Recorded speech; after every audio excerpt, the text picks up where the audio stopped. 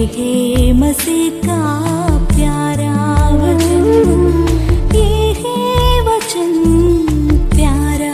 परमेश्वर के धन्य नाम की महिमा हो। प्रभात मनन के सत्र 2473 में आप सभी का बड़े प्रेम के साथ स्वागत करता हूं। आइए आज मनन के लिए हम पढ़ते हैं पत्रस की दूसरी पत्री अध्याय 1 पद 19। हमारे पास जो भविष्य वक्ताओं का वचन है वह इस घटना से दृढ़ ठहरा। तुम ये अच्छा करते हो जो ये समझकर उस पर ध्यान करते हो कि वह एक दिया है जो अंधियारे स्थान में उस समय तक प्रकाश देता रहता है जब तक कि पौ न फटे और भोर का तारा तुम्हारे हृदयों में न चमक उठे। यीशु मसीह की महिमा का प्रचार जो प्रभु के प्रेरितों ने किया था, उसकी आधिकारिकता के कई प्रमाणों को पत्रस अपने पाठकों के साथ यहाँ साझा कर रहा है। उनका पहला दावा यह था कि स्वर्ग से ये वाणी आई है कि यीशु मसीह परमेश्वर का पुत्र है। दूसरा दावा उन्होंने जो किया था वह यह था कि निम्न आकाशवाणी वह अपने साथी याकूब और यूहन्ना के संग सुनी थी। 2 या 3 लोगों की गवाही से उन दिनों में सारी बातें पक्की हो जाती थी। मत्ती 18:16। वर्तमान काल के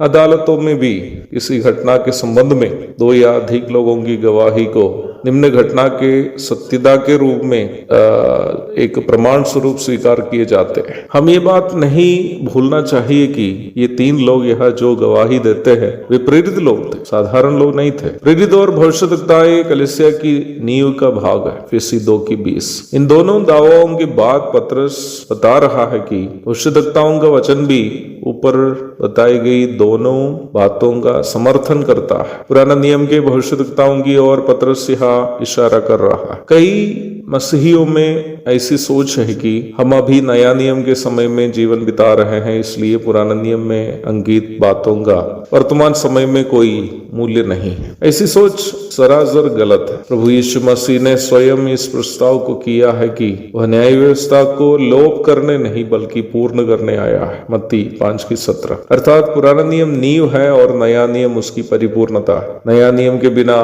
पुराना नियम अधूरा है और पुराना नियम के बिना नया नियम बिना आधार का अथवा बेसलेस है। वचन की शिक्षा की सही समझ पुराने नियम के आधार पर नया नियम की परिपूर्णता को समझना है। हमारे प्रभु यीशु मसीह भी अनेकों बार पुराने नियम के वचनों को उठाकर अपने और अपनी शिक्षा का प्रमाण देते हुए आप देख सकते हैं। मत्ती 21:42, 22:31-32, लूका 24:27 और 44 आदि पदों को पढ़िएगा।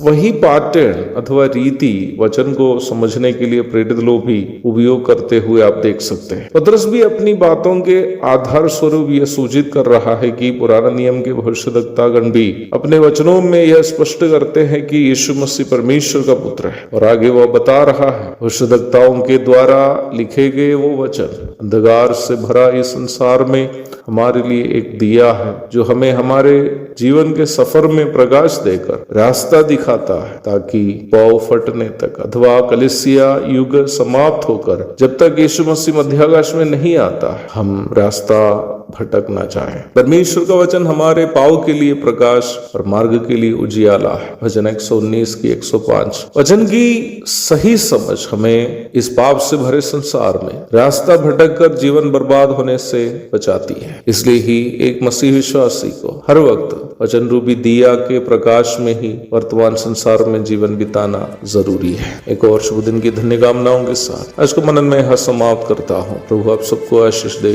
आमीन।